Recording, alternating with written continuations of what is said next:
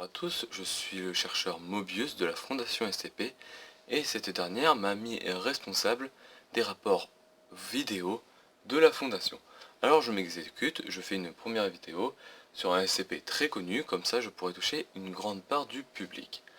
Alors du coup vous avez vu dans le titre de la vidéo que je vais parler de SCP-682.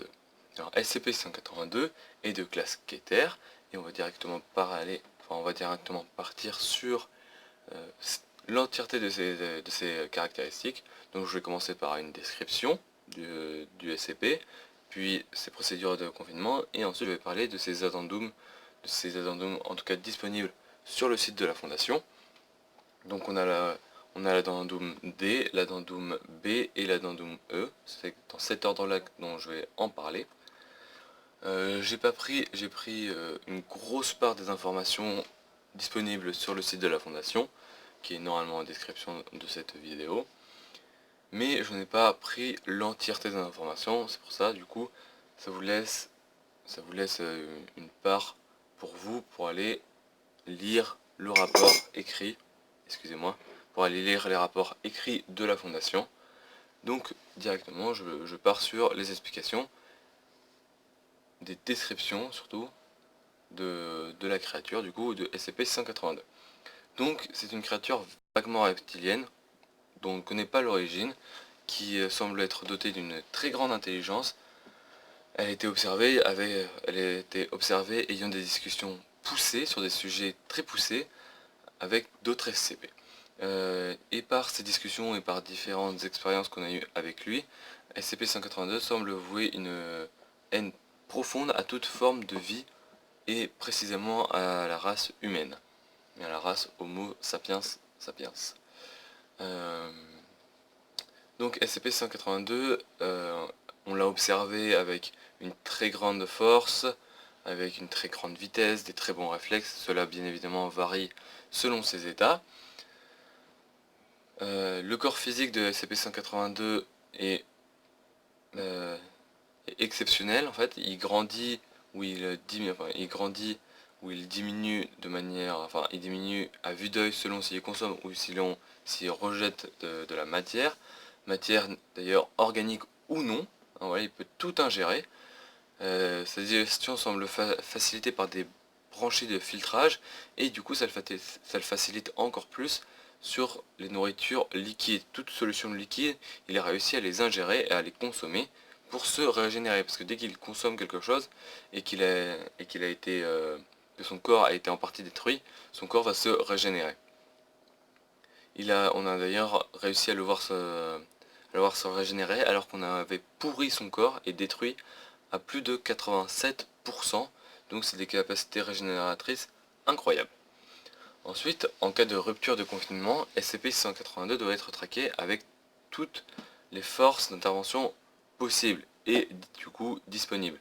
Une équipe aujourd'hui de 7 membres n'est plus autorisée à aller affronter SCP-682. Pour l'instant, il y a eu beaucoup de tentatives de fuite, de confinement, mais on en a retenu que 6. Du coup, on en a retenu que 6, dont je les détaillerai dans l'addendum D. Aucune personne non autorisée ne doit pouvoir avoir accès et ne doit pouvoir vouloir parler à SCP-182 pour ne pas lui provoquer tout état de rage possible.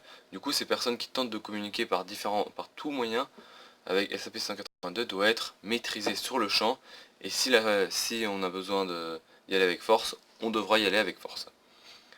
Aucun personnel ne doit parler avec ce fameux SCP-182, je viens de le dire. Mais du coup, en raison de ces différentes fuites de confinement et avec les difficultés de confinement, enfin de reconfinement, pardon, SCP-182 a été changé de site, je ne peux pas vous dire dans quel site il est aujourd'hui, et on lui a mis un confinement très spécial pour lui. Au passage, excusez-moi si je ne suis pas très actif sur la vidéo, en train de regarder l'objectif de la vidéo. Je ne suis pas un professionnel, s'il vous plaît. Donc, ces procédures de confinement, justement, j'en viens. SCP-182, on doit le détruire dès que possible, mais ça on n'en a pas encore les moyens. Pour l'instant, on est capable au moins de le mettre en stase, donc en le plongeant dans de l'acide chlorhydrique. Donc il est dans une chambre de 5 mètres par 5 mètres par 5 mètres, doublée de plaques en acier d'une doublure de plus de 25 cm d'épaisseur, qui du coup résiste à l'acide chlorhydrique. Donc ça c'est pour ces procédures spéciales de confinement, et il a été changé, il a été mis dans un site spécial. Je ne peux pas vous en dire plus aussi, mais bon, bien évidemment, on en sait plus quand on fait partie de la fondation. Donc, Addendum 682-D, donc toutes ces tentatives de fuite, donc les brèches de confinement ou les occurrences, ça revient au même, vous m'entendrez sûrement dire les deux. Donc, je vais citer les personnes qui ont été mobilisées, celles qui sont encore vivantes, qui en tout cas étaient vivantes à la fin de la brèche de confinement ou à la fin de l'occurrence, c'est la même chose, hein, et les personnes qui sont mortes lors de l'occurrence. Donc première brèche de confinement, a été mobilisé 3 agents qui sont morts au combat, et 5 classes D qui sont eux aussi morts, avant de retourner, enfin pour que SCP-182 puisse retourner soit reconfiné, pour qu'il puisse être reconfiné. Donc lors de la deuxième occurrence, 8 personnes ont été mobilisées.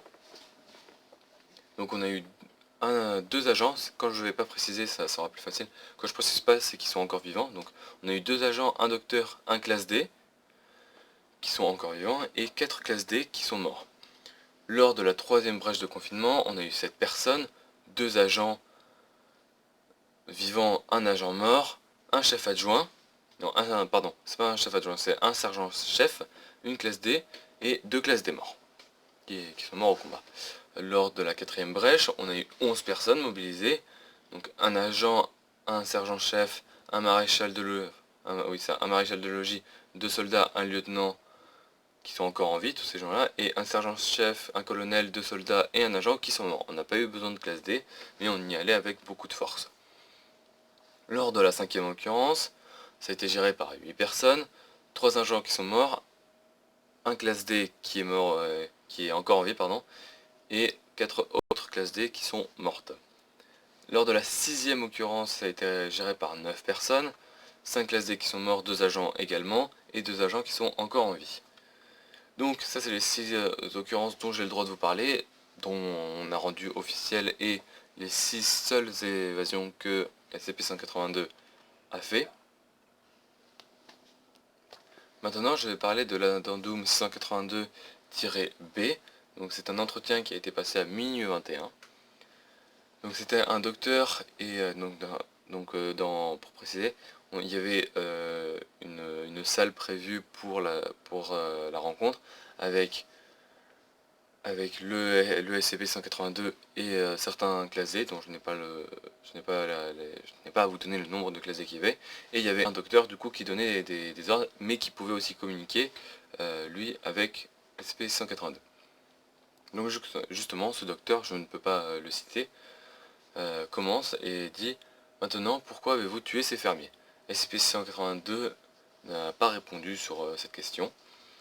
Le docteur continue du coup: si vous ne parlez pas maintenant, nous allons vous retirer de cette zone et vous remettre dans...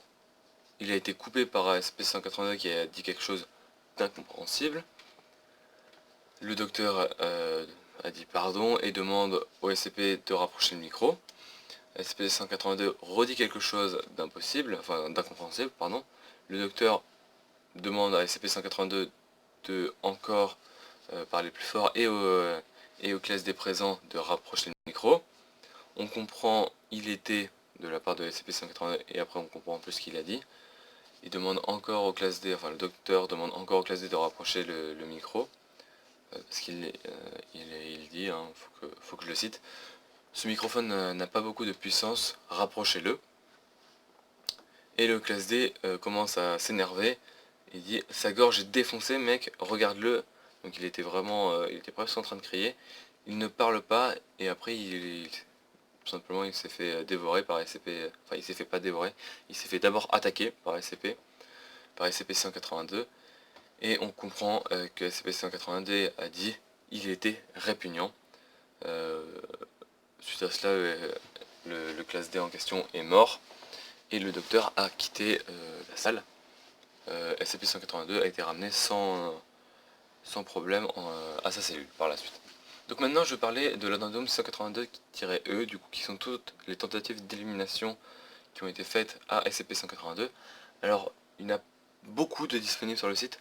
J'en ai pris, je sais pas, j'ai dû en prendre 2 tiers environ, des plus ou moins intéressantes, avec des SCP plus ou moins connus. Donc voilà, je vais essayer de vous en dire une grande partie, comme ça voilà, vous aurez un éventail un petit peu de... vous savez à peu près qu'est-ce qui s'est passé avec sur toutes les...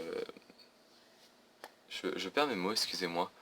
Voilà, sur toutes les tentatives d'élimination de SCP-182, vous en avez un échantillon et ça représente un petit peu la créature. Donc, au passage, il y a eu aussi des tentatives interdites sur SCP-182. Donc, notamment, j'en ai pris une seule qui, moi, m'avait fait beaucoup rire quand des gens ont proposé ça. Une chute à très haute altitude, donc ça a été directement refusé par le Conseil des O5.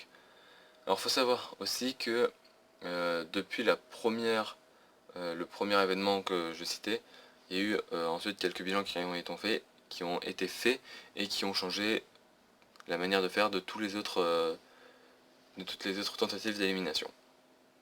Donc, la première tentative, en tout cas recensée sur le site, c'est un rapport avec SCP-409. Donc, je n'expliquerai pas dans cette vidéo qui est SCP-409, mais je l'expliquerai sûrement dans d'autres vidéos.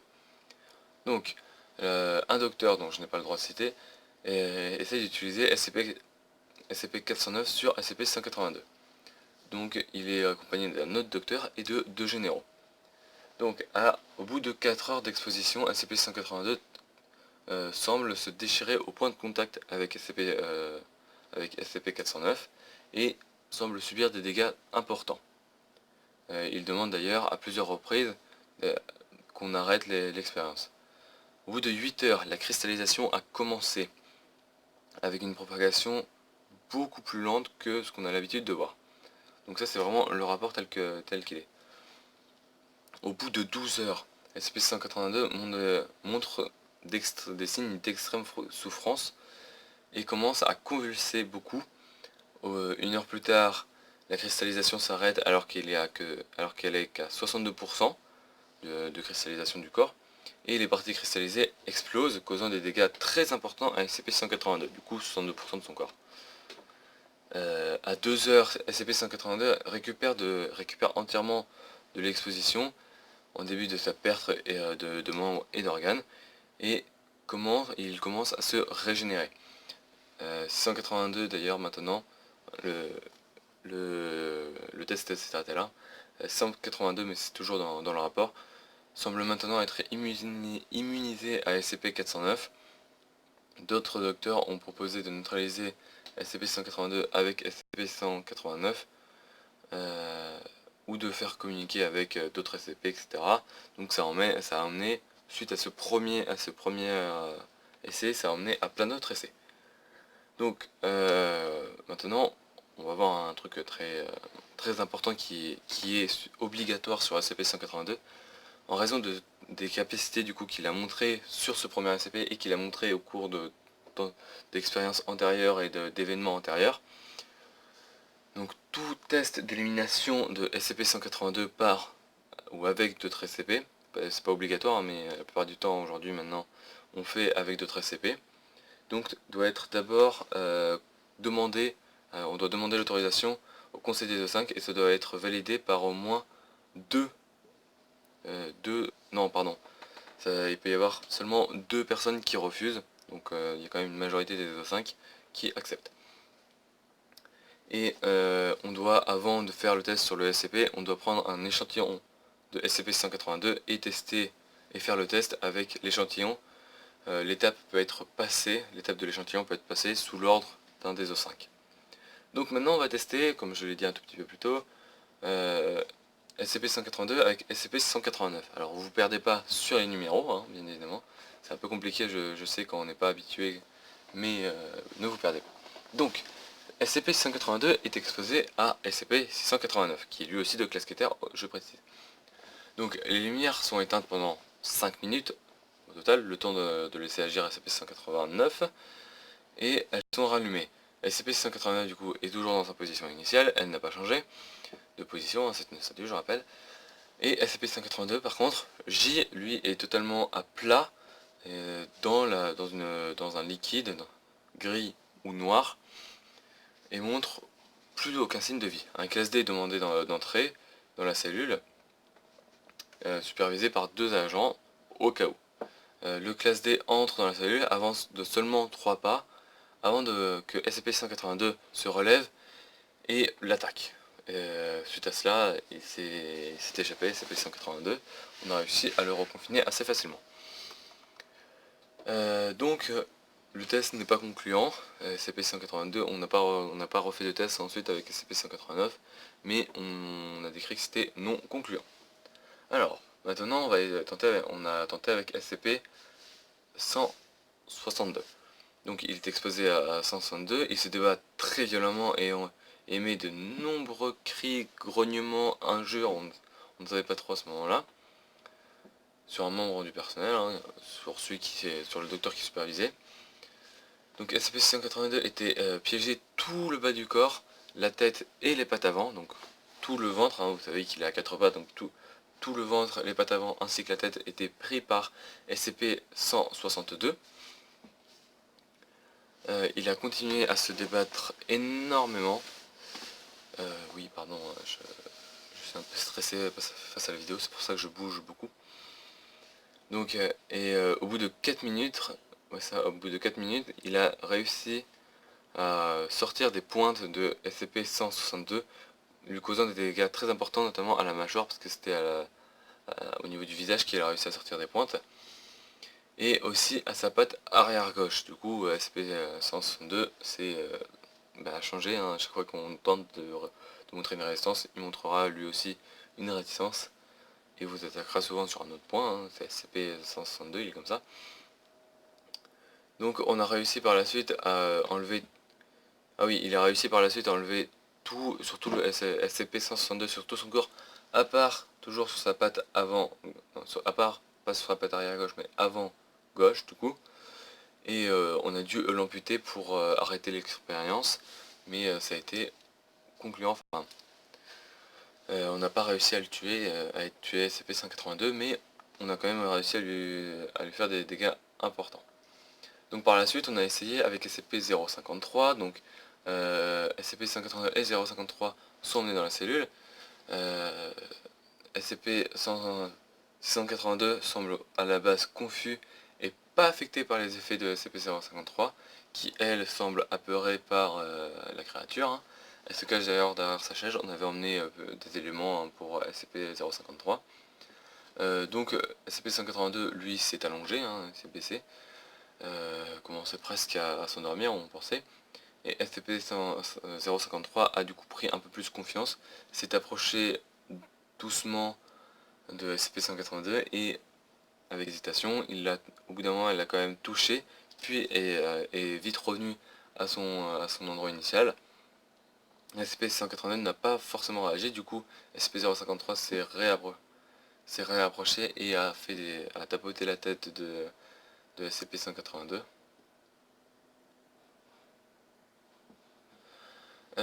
Et ensuite SCP-053 s'est montrée assez joyeuse, a câliné SCP-182, elle a joué avec lui, elle lui a fait des dessins, notamment sur sa carapace, etc.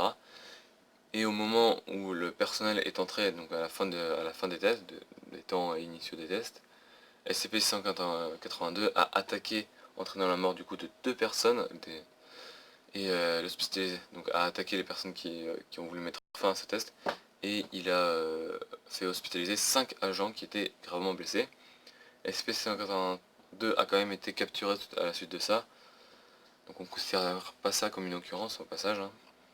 Elle a été ramenée dans sa cellule. SCP-053 était en pleurs, elle, pendant quelques minutes, quand on a retiré SCP-182. Donc maintenant, on va voir avec SCP-173. J'espère que vous allez l'apprécier, hein. C'est le premier SCP c'est celui qui a fait plus ou moins qu'on a créé cette fondation, cette fondation SCP. Donc SCP-182 a été emmené à la cellule de SCP-053 et directement SCP-053 a émis un cri très strident et s'est mis à l'opposé de SCP-073 tout en le fixant. Ça a duré comme ça pendant 6 heures, il a pas cligné des yeux pendant ces 6 heures et des agents de pointe ont été équipés donc, de fusils de pointe et ont aveuglé SCP-182. À ce moment-là, on a arrêté toute intervention, on a coupé toute lumière et toute observation pendant quelques minutes, pendant quelques instants seulement même, et lorsqu'on a repris les observations, SCP-182 semblait totalement mort sur le sol, avec de nombreuses blessures au niveau de la tête et de la nuque, ainsi qu'aux jambes, qu'aux pattes. Et SCP-173, de son côté, lui avait des morceaux de tissu de SCP-182 sur cette espèce de main ou de bras à l'avant. Puis SCP-182 s'est rapidement régénéré, a fait pousser de nombreux yeux un peu partout sur son corps, s'est mis à nouveau à l'opposé de SCP-173, et après d'autres tentatives, oui, une carapace, oui, ça. Après d'autres tentatives des tireurs de pointe sur ses yeux n'a pas marché parce que ses yeux semblaient dotés de carapaces très épaisses et du coup inatteignables au fusil de pointe. L'observation a par la suite du coup duré 12 heures sans du coup vraiment aboutir à quelque chose. Donc ensuite on a essayé SCP-182 avec 2 enfants ordinaires, donc qui n'étaient pas du tout au courant de l'existence de SCP-182. Donc le premier commençait à hurler de peur probablement lorsque SCP-182 a été emmené dans la cellule, et SCP-182 le dévora très rapidement. Il ne supporte sûrement pas les cris. Donc il a été emmené un deuxième enfant qui lui rigolait légèrement à la vue de SCP-182. Excusez-moi, je commence à perdre ma voix. Et sans montrer aucun signe, donc il commençait à rigoler et ne montrait du coup pas de signe de peur, et SCP-182 l'a également dévoré. Bon, c'était pas du coup concluant, mais ça nous a permis d'apprendre que autant quand on hurle que quand on montre aucun signe de peur de lui, en tout cas peut-être que c'était que les enfants, on ne sait pas vraiment. SCP-182 a été aussi essayé d'être détruit à l'aide de SCP-738. Donc un chercheur s'est assis sur SCP-738-2 et a demandé qu'est-ce que vous voudrez en échange d'une destruction permanente de la créature que nous appelons SCP-682 en laissant la planète Terre, sa biosphère, sa population humaine, sa civilisation humaine, ainsi que la fondation SCP et le reste de l'univers intact, et du coup l'entité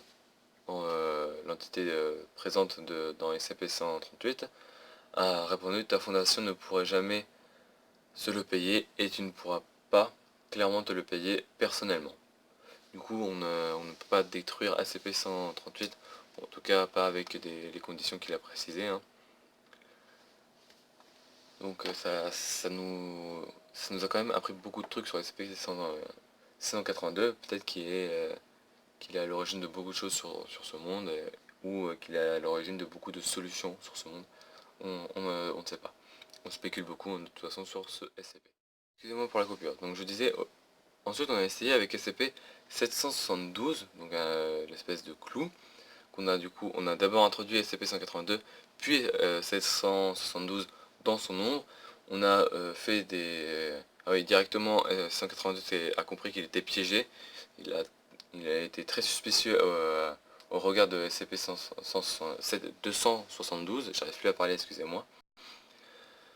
Donc ensuite on a, j'ai envie de dire, joué avec les lumières, on a fait des effets de lumière qui traversaient la salle de long en large, et SCP-182 a été projeté violemment dans toutes les directions par rapport toujours à son ombre et du coup à SCP-272. Putain. Et après 55 minutes, 95% de son épiderme extérieur était arraché, ainsi qu'il avait des ouvertures très importantes donc à la patte arrière gauche, ainsi qu'à la mâchoire, donc il avait perdu presque toutes ses dents, et son crâne était fracturé à de nombreuses reprises. À partir de ce moment-là, oui, il était tellement fracturé que les yeux de SCP-182 étaient presque sortis des orbites. Donc à partir de ce moment-là, les tissus du coup sous-cutanés de SCP-182 se sont mis à briller énormément jusqu'à dépasser l'intensité lumineuse qui était présente dans la salle. Donc ça lui a éliminé toute ombre de lui-même et il n'était du coup plus piégé par SCP-772, donc le test n'était plus concluant. Et il est resté brillant comme ça. Après 48 heures, il n'avait pas l'air vraiment conscient dans cet état, mais il a quand même réussi plus ou moins à vaincre SCP-272. Et ensuite, il me reste deux autres SCP, donc il me reste deux autres tentatives que moi j'ai retenues, un avec SCP-096 du coup, l'homme timide, hein, connu aussi. Donc on a placé les deux dans la même cellule, et on a fait évacuer tout ce qui était aux alentours à 5, j'ai pas le droit de dire ce terme. Donc on a fait voilà, à 5 stades, j'ai envie de dire, ouais, à 5 sas près, enfin à 5 sas, on a tout éteint et évacué toute personne. Et pendant 27 heures, on a entendu des cris, donc ouais, ça des cris venant des deux monstres, venant des deux créatures, des deux SCP. Et oui, ça s'est arrêté presque instantanément. Et du coup, quand on a regardé au scanner, les deux étaient dans des coins opposés. SCP-196 semblait énervé, mais était grièvement blessé et recroquevillé sur lui-même, alors que SCP-182, lui, était du coup à l'opposé, et avait perdu plus de 85% de sa masse initiale, ce qui était assez énorme, mais on n'a pas réussi à avoir plus de ces deux entités. Et d'ailleurs, on ne peut plus aujourd'hui, il est interdit de montrer à SCP-096 des photos, des images de SCP-682. Voilà, c'est aujourd'hui interdit parce on a quand même essayé et il a très très mal réagi. Et le dernier SCP, voilà, je trouve ça un peu drôle parce qu'on a essayé avec SCP-524. Donc on a introduit les deux dans la même salle, donc dans une salle de test. SCP-182 a examiné de très près, donc de plus en plus près, SCP-524, qui lui a commencé à lui ronger les pattes, notamment la patte avant droite. Donc SCP-182 a rugi en faisant un bond en arrière, et il s'est mis à courir, enfin il s'est fait poursuivre par SCP-524 pendant environ 2 minutes jusqu'à que SCP-182 ait grimpé sur le mur à plus de 4 mètres de haut. Je rappelle que la plupart des salles font 5 mètres par 5 mètres par 5 mètres. Et du coup il n'était plus atteignable par SCP-125 qui a commencé à se frotter le visage, tandis que SCP-182 lui restait en hauteur tout le long pour rester hors de portée de SCP-524 qui s'est échappé à la suite de ce test. On a réussi à le reconfiner, hein, on a réussi à reconfiner les deux créatures à la fin de ce test. Donc voilà à peu près pour l'addendum 682-E. Ça conclut aussi ce rapport vidéo de SCP-182. N'hésitez pas à aller voir hein, sur le site, il y a beaucoup plus d'images, enfin, il y a beaucoup plus d'informations, même si certaines sont cachées. N'hésitez pas à me dire ce que je pourrais améliorer pour être plus lucratif dans cette vidéo sur les SCP. Je rappelle que je suis un chercheur et non pas un vidéaste à la base. Donc sur ce, merci quand même d'avoir regardé cette vidéo. Et moi je vous dis au revoir pour un prochain rapport.